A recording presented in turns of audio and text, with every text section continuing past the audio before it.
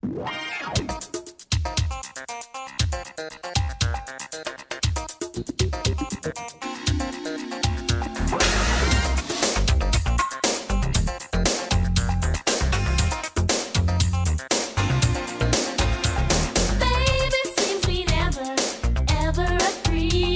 we're going to talk about today is compatibility and relationship baggage. Okay, and you see how we're going to get into it. It's really open, honest, real talk, real communication. What is your definition of compatibility? I would say that compatibility is when two people come together and realize that they can get along on a common ground, find things that they both have in common, and work together to achieve whatever goal they like, whether it's friendship, love, so forth and so on. Married folks, what?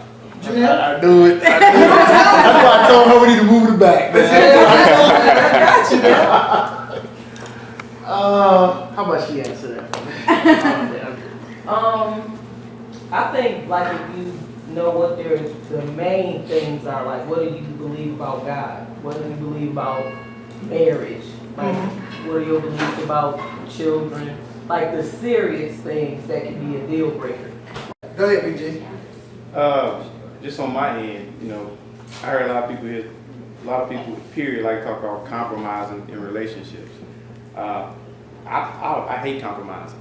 And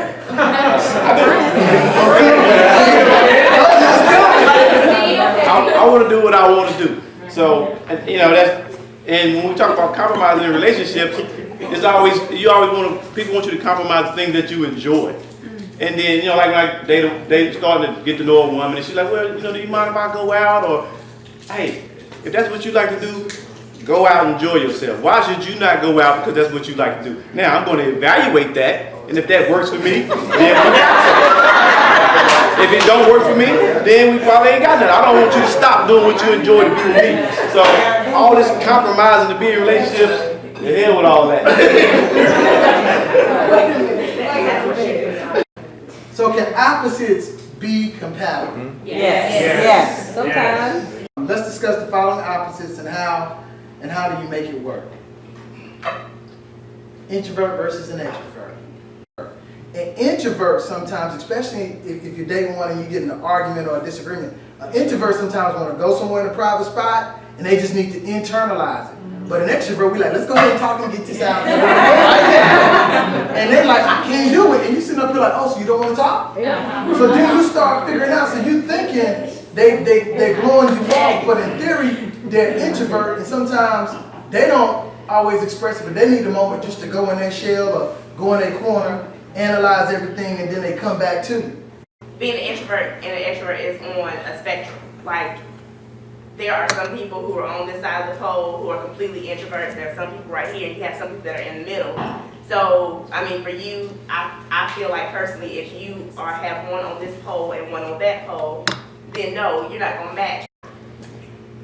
Daytime versus a night owl. Oh, God. Who said, oh, God? I did. Go ahead. I only said that because I have to wake up really early in the morning. Like I'm up at 2 a.m.